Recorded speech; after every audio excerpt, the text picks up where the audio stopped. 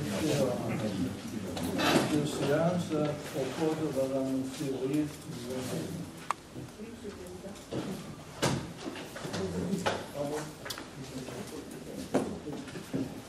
Alors, approbation du PD du Conseil communautaire du lundi 11 avril.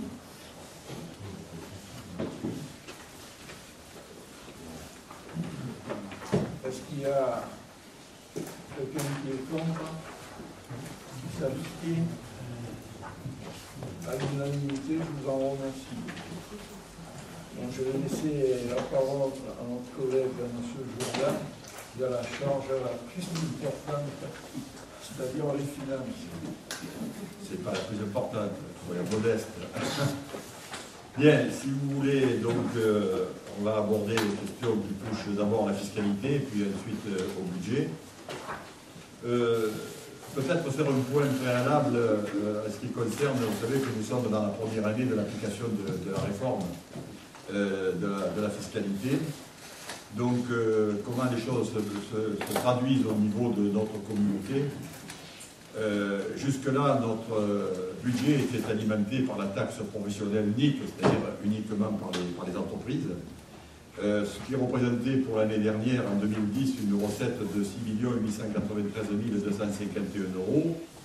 En 2011, la part venant des entreprises, c'est-à-dire le CFE, on est au niveau de 4 654 461 €, c'est-à-dire une baisse de fiscalité des entreprises assez conséquente, puisqu'elle est de l'ordre d'un peu plus de 32%, c'est-à-dire au moins 2 238 790 €.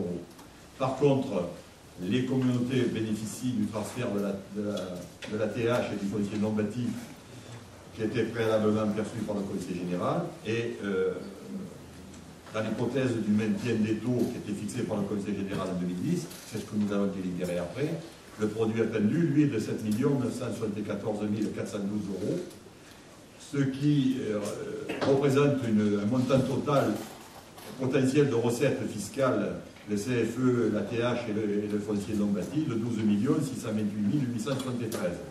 Mais, dans le cadre de la réforme, a été créé le Fonds de garantie individuelle de ressources, le FNGIR, puisqu'il faut s'habituer au nouveau sigle, qui, lui, nous fait une ponction, puisque ayant des ressources supérieures à celles de l'année qui précède, de 3 377 718 €, ce qui représente donc en net un produit attendu de 9 251 155 €, soit un peu plus de 2 300 000 que 2010.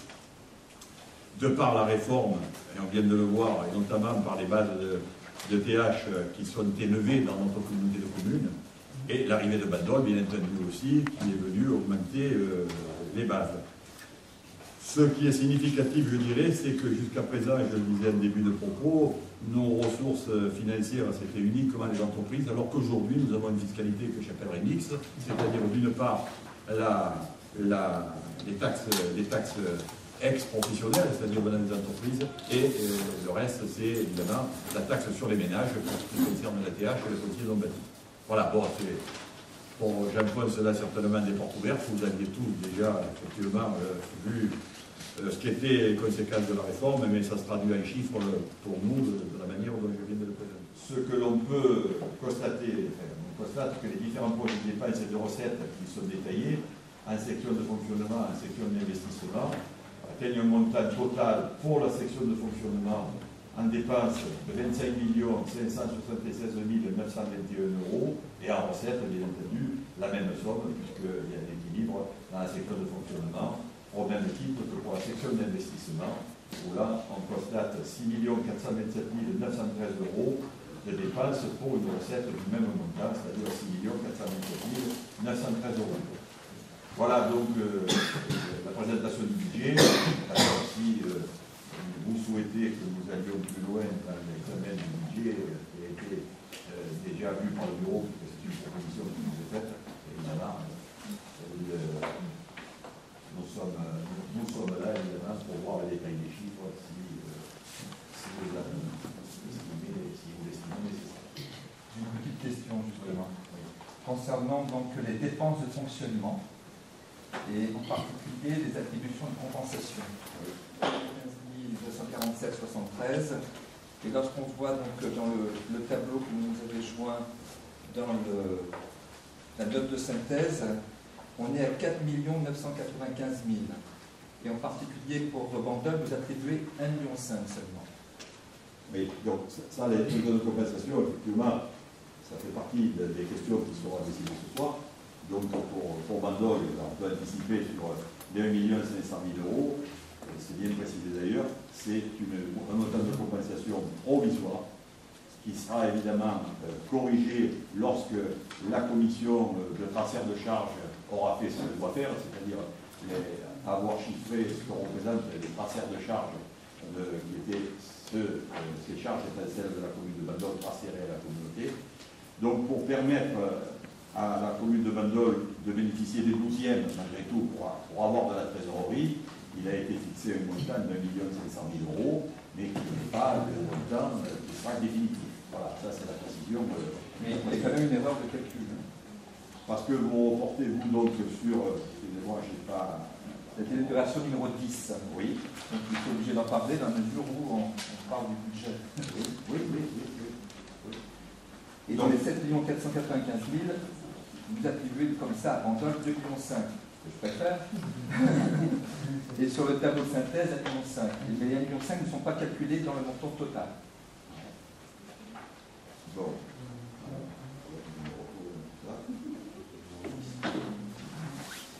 Donc, note de synthèse, page 7. Oui, d'accord. Donc, si vous faites le total, on n'est pas à 4,9 millions, mais on est à 6 495 000. Et dans le budget primitif, donc, on est à 7 495 000. Oui, page 7, on est à 4 995 247. C'est ça.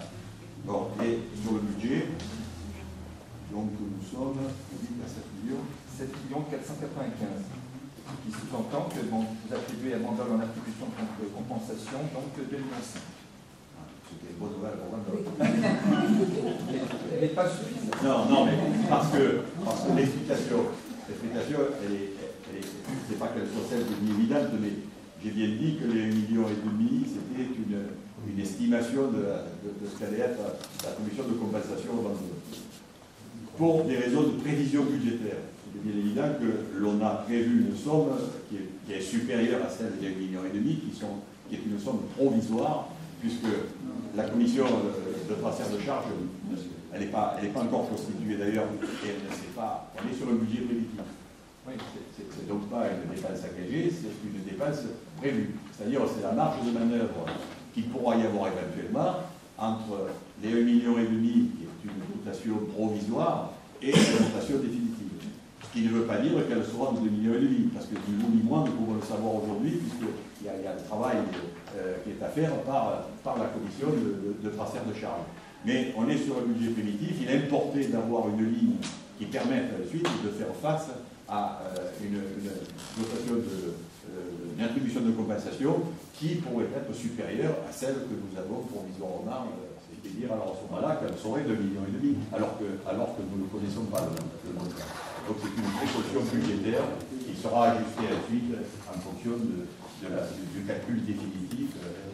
Puisque maintenant, pardon, il faudra d'abord que la commission se mette en place. Ensuite, il y aura effectivement, après le travail qui sera fait, il y aura constat de ce qui est l'attribution de compensation définitive, avec le rappel, s'il y a rappel à faire, c'était supérieur au 1,5 million.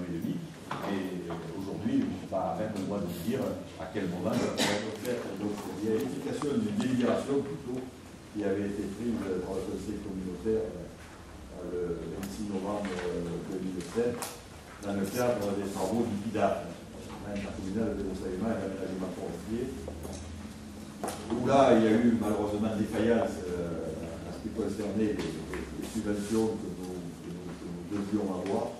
Et en fait, maintenant, il appartient à la commune, de faire le complément des subventions qu'elle n'a pas reçues, puisque ce sont des programmes qui sont engagés.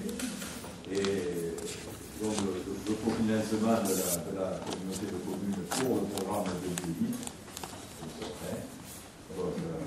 ça le commentaire.